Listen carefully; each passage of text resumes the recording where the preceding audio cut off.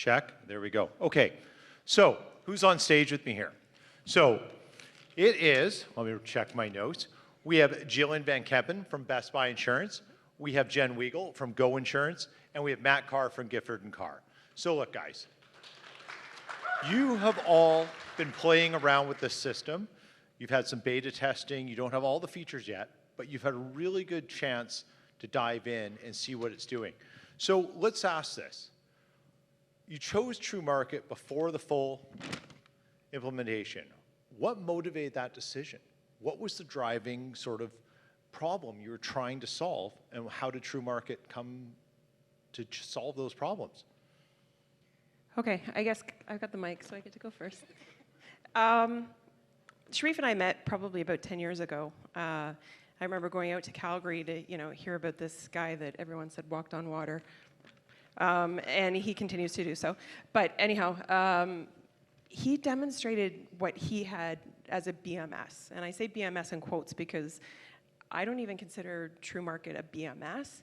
I consider it more of a robust CRM, which right now, I think as Sharif alluded to earlier in the presentation, we're Frankensteining, the systems that we use, and we got to get this part over here and this part over here, and then we hope that, they all play nicely together and do what we want to do. So anyhow, I go out there and he demonstrates this sharp one thing, and I'm literally on on the table going, I want that.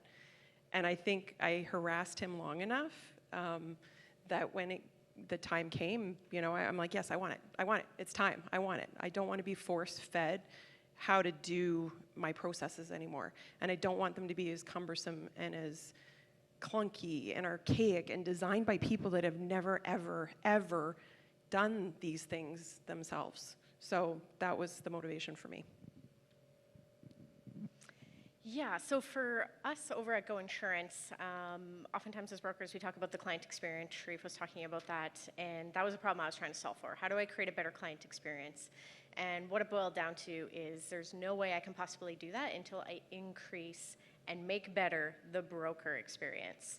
And what is the broker experience all about is they want to serve their clients in a way that's meaningful to them. So they were asking for more time with their client. So that was a problem that was at the front of the line for us, is how do I get more time per client?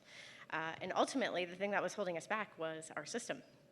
And so I met with Sharif. We happened to run into each other at a conference, and he goes, I got you. I can solve that problem for you. And of course, I was like, yeah, sure you can. As all systems promise, right?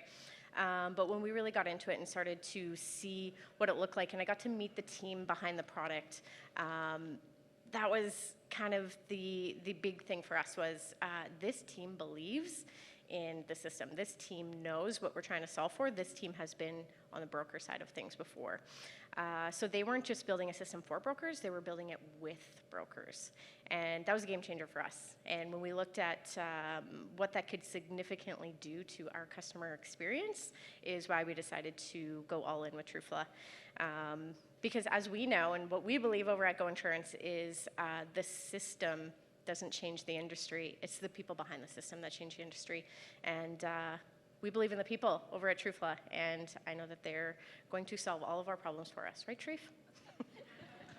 Matt, you go ahead. And one thing we should note is you're primarily a commercial broker, too. Yeah, that's right. And that's really the impetus of what we were looking at was the math wasn't mathing anymore. And COVID really started to make us evaluate everything that we were doing, especially on the commercial side where the efficiencies of working from home were no longer realized. People were coming back to the office. PIF counts per account manager were dropping. Our processes were, quite frankly, broken. And the reality with the challenges in the marketplace today with staffing was just the education. So we really had to figure out a way to simplify what we were doing. And that's where we started with this. And a lot of it has been driven by the personal line side. We've been able to increase our PIF count per account manager by about 40% already, and we're not yet live.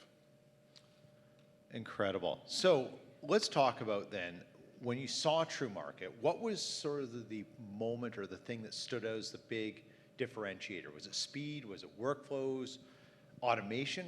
Or was it something else that sort of caught your eye and said, I've got to follow through on this?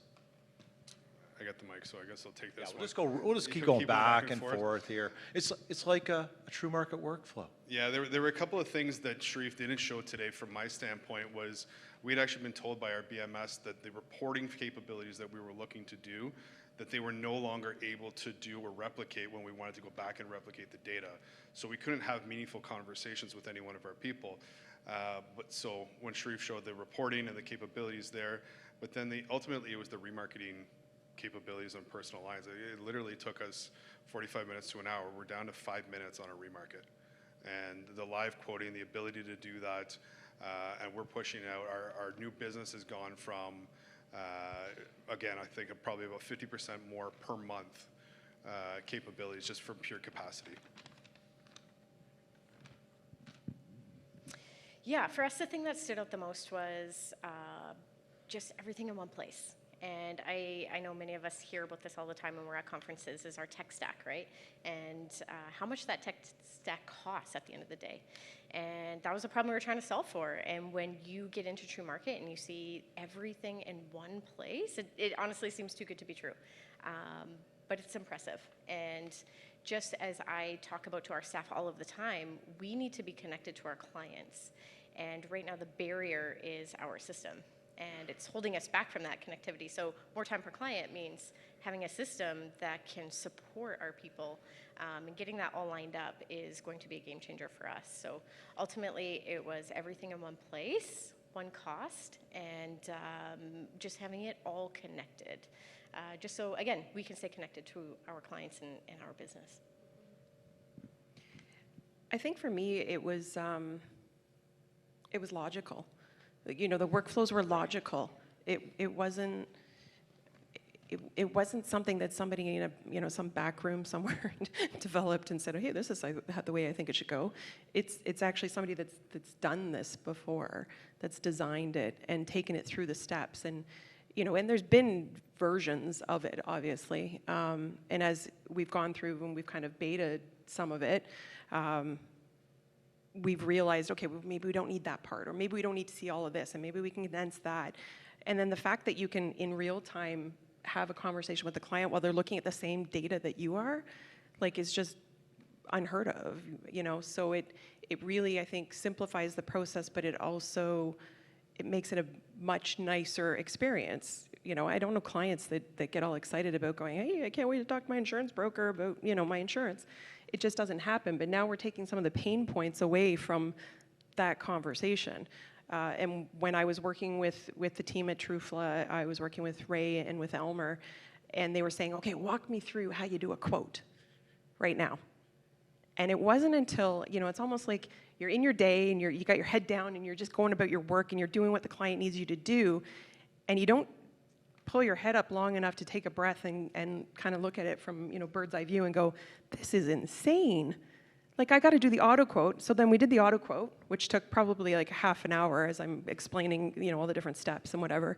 And they're like, okay, so now what about the home? I'm like, oh, get comfortable, because we're going to do this all again. And then it was like, but hold on, you already filled out some of that detail in the, yeah.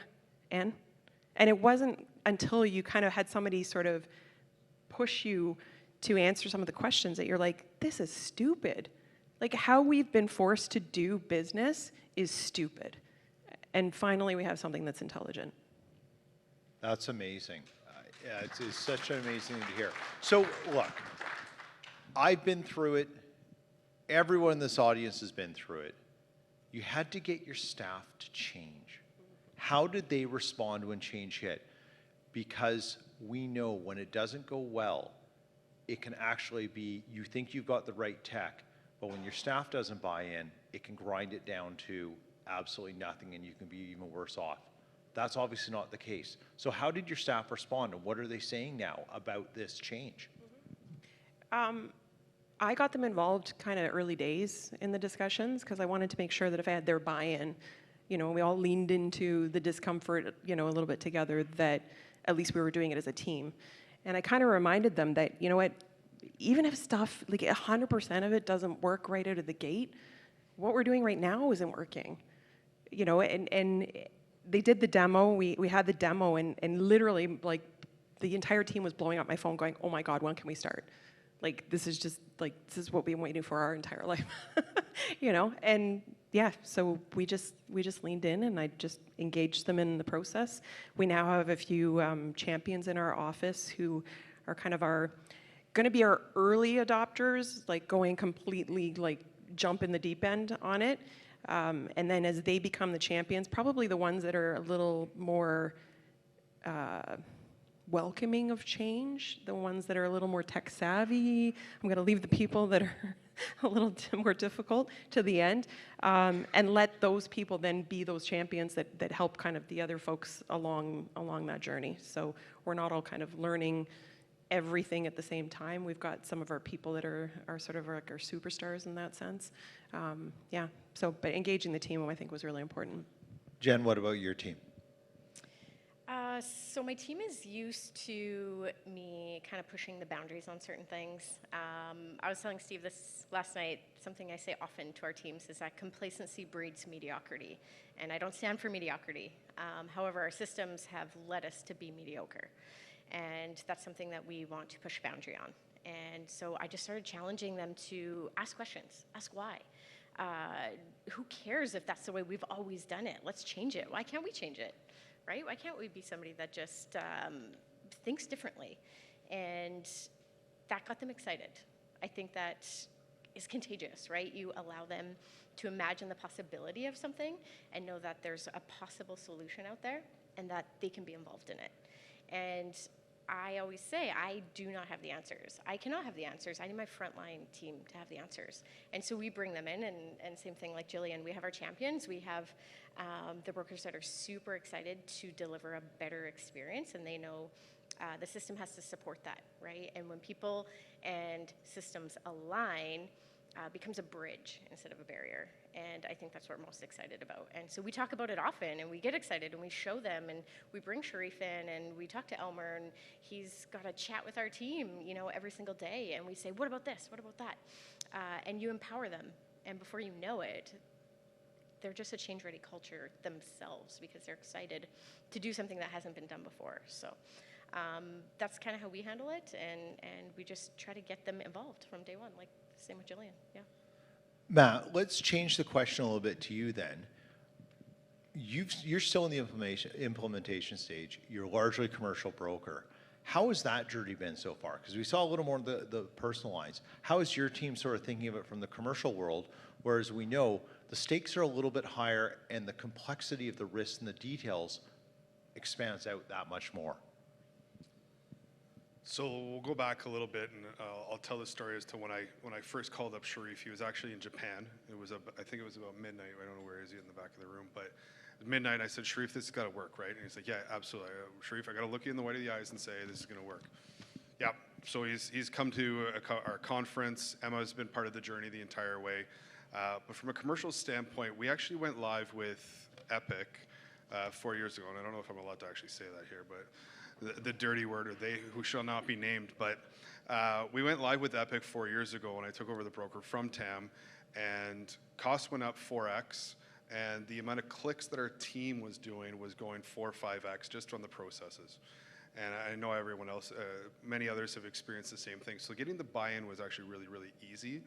But the reality and the realization that our team had too was, it doesn't matter what BMS we were on, 95% of their day was done outside of the BMS. So you saw the application, the ability to go in and say, okay, I'm going to send this to however many markets, or upload the fleets and the drivers, and the ability for us to sit there and say, hey, you now are living within one thing. You're not jumping between Outlook to simply put in a balance or a transaction within your system. You're doing it all in one house. They have all sat back and go, okay, this really sounds too good to be true. And I think, you know, the one thing that it starts with the mentality from the broker principal or the owner downwards, but to challenge it, it's really trying to change the legacy thinking of 40 years in my situation. You know, you're tearing down any preconceived notion that you possibly could have had from a workflow has now been challenged and simplify it in the best of ways. So like we are literally in the process of completely tearing down our workflow within commercial lines. And you know, it takes you 10 steps to do something. Well, now that's done in 2 or 3. The other 7 are populated, pre-populated, ready to go, auto running in the background, whatever it may be. So our team is sitting there going, okay, how much, where can we add in from the proactivity versus just reacting to any requests? So they're seeing the benefits right away. And, you know, I'm going to make a bad joke, but no one has ever applied for the pain that this industry has given them. Yes, I went there. Look, Matt, let's talk about what your team experienced then, and we'll come back down the line, because Sharif talked about some things, these magic moments, these aha moments, when they realized they could do it. What is your team experience when they realized, wow, we can do this? I don't know that they fully have comprehended and seen it all. Again, I'll refer back to our personal lines team and just how we've adapted the workflows and the changes within the system already to take our PIF from, again, sort of your industry average to starting to push it over. The ability for us to split out that data, put it into different months, you know, do the manual work that's required in today's environment, to now they don't even know. They're doing the work with that many more PIF. So from a brokerage owner standpoint, the profitability of per account manager, you know, as salaries have gone up as much as they have in the talent shortage, on and on and on, your people with the appropriate coaching and now the tools to do their job appropriately are seeing the impacts without really understanding that. So as they get more and more into it, they'll start to see the impacts that much more in the valuable conversation. Retention numbers go up, bonus numbers, commission, all of that stuff. And so they're starting to see that tangible, what's in it for them moment. And let me ask a question then that maybe Jen or Gillian, you can answer this on following up on Matt. As you sort of go through, are you guys doing pulse surveys with your staff? Or are you doing any kind of MPS kind of stuff where you're kind of learning about teams, what they're advocating for? And is that coming out in different sort of contentment metrics in your organizations since you've made this change? Yeah, you know, we are a very connected brokerage where I try to be on the front lines with my team every day and just consistently get feedback. But again, kind of goes back to I can't even think about my customer experience until I can really perfect the broker experience. And that's what it comes down to. You know, they are inundated with calls right now. There's all kinds of things going on in the market that are out of our control. That we haven't seen before. And so our phones are ringing, our emails are, you know, there's just being inundated with client requests. And the thing that's holding us back is this time piece, right? And what our team is most excited about is getting creative on the customer experience. And that's where the possibility is happening. So they're seeing the system, they're testing it, they're helping us, they're defining it, they're helping us configure things, all based on the possibility of what could be. And I was talking about this with somebody earlier, and it's such a tough industry right now that I find we talk about burnout all the time. And our brokers are burnt out. They really are. It's actually soul-sucking right now, how hard it is. Exactly. And the point I was making earlier to somebody was, oh gosh, remember a generation or two ago when a client could call and, you know, the kid picked up the phone and said, oh, you're looking for my dad, right, or my mom. And they're so proud to be this community pillar, to just be trust advisors, right? Our industry is built on trust, and it's been eroded away over time and getting more complex by the day. And my whole inspiration is to bring that pride back to our team. And I want my brokers to hold their head high when they get to talk to a client, because they know their system supports them to be able to spend the time with them, not, oh my gosh, I got 100 more calls to do today. How am I even going to get through this, right? So I think that's the big challenge, and that's what gets so exciting about the possibility of truMarket is we're putting that time back in the broker's hands, and they're fighting for that every single day for us. Yeah, you back clean up, Gillian. Well, yeah. I think with my team, and not to put, you know, thoughts in their head or words in their mouth, I don't know that they thought to ask for more than what we had. I think they thought that and maybe this is an industry-wide thing. I think we thought that it was the best that we would get. Like, and what's the point of asking? Because we've asked, and they just kind of smile and nod and say, well, that's not a priority, or maybe that's way down the list in terms of priorities. So when we went this route, you know, I had a conversation with them, and I said, please set aside the way we've always done it, and consider the possibilities of how it could be done. Yeah. You know, like as I said earlier, like we've been force-fed these processes, and the number of, you know, as Matt said, the number of clicks and the number of things, and you got to drag and drop this, and you got to do this, and you got to go, you know, and it's literal insanity. Like it really is. And now it's just so simple and logical and straightforward, and you know, like how it should have been, and you know, isn't that refreshing? So let's get to the final question here. We've got an audience who wants to ask questions and start networking, learning more. So let's go right to the heart of it. If you could give advice to other brokers watching today who are considering moving beyond the BMS, what would you tell this audience and anyone else who could hear this now? What are you waiting for? Like, don't you want your day to look like that? You know, by comparison, you know, how you spend your time. You know, I try to avoid doing quotes like the plague, but when I go through it, I'm clunky and I'm cumbersome, and I'm trying to make sure I click off all the boxes and I do all the things. And now I can be as detailed as I want, but it's going to be as fast as you saw it on the screen. You know, and then the whole remarketing process on top of that, like, how long would that take?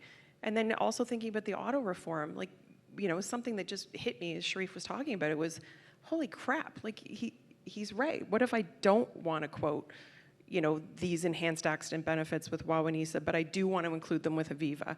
So I got to go toggle back and forth between quotes and add it in and then take it out, and then sure as hell hope that I uploaded the right application with the right quote data and then sent that off to the client. So I mean, what you see is what you get here. Like, if you're sick and tired of doing things the way we've done them, now's the time. Well said. Yeah. Yeah, that was good. That was really good. Yeah. Gosh, how do I follow that? Same thing. I mean, I don't think I have advice, guys. I think I could just leave you with maybe some inspiration, and just to think what is possible if you're willing to kind of step out and take a risk. But with risk comes reward. And I think that's what we're most excited about at our brokerage is that reward. And I think we've waited long enough to get it. And the industry is just prime for disruption, right? Everybody knows true flow means disruption. That's what I'm so excited about. Let's just do it different. My personal motto in life is better as possible. And we talk about that as a team, at a team level. Every single day is to always ask why and just say, can we do this better? Is there a better way? There has to be, right? Like, why would we just sit here and be complacent? Because we're not going to get anywhere. So if there's anything I can leave you with is just imagine how great it would feel to walk into your brokerage and know that your team is focused on the customer experience. We think we are. We think we're doing a great job at that. But at an industry level, we are not. I think it could be so much better. So I just want to empower you to all at least take a look at it, because I think it could be more than you can even imagine right now today, because we've been complacent for so long. Matt, you get the final word. Oh, no pressure. None. Really, again, the thing that I'll stress is that this isn't a BMS. And you have to be able to get your mind around that before you even start down the journey. You have to be able to go through every one of your processes, evaluate it, and check off that box. And unless you're prepared to literally start from scratch, no matter what legacy, how long the brokerage has been in place, the dirty data, or we did a system switch 4 years ago. We had to do all the cleanup, the legwork. Amplify that by 10, and if you're not prepared to do it, don't do it. But if you're prepared to take that risk and have the efficiencies, profitability, capacity within staff, and answer a lot of the questions that we're challenged with today, then do the legwork. But make sure you lay that foundation to that better as possible. Thank you. This is about to conclude sort of the formal part of this event. So first and foremost, this is my 19th insurance event this year in Canada, the United States, and Europe, and 2 in the Caribbean. I've been on stage with brokers, agents, wholesalers, MGAs, reinsurers, and captives, and none of them have expressed the enthusiasm we just saw here from these 3 tonight. That alone says to me that we've hit a game-changing moment. There's far too much gloom, there's far too much doom, and there's far too much pain for insurance brokers in this industry. And what we just heard tonight gives me a whole heck of a lot of reason to be optimistic. So thank you all for sharing your perspectives, getting up, and just being honest and candid with this group. Thank you to Sharif and Truvla for having us all here. I hope there's some wonderful conversations after this, and thank you all for coming here for this great event. Enjoy the rest of your evening.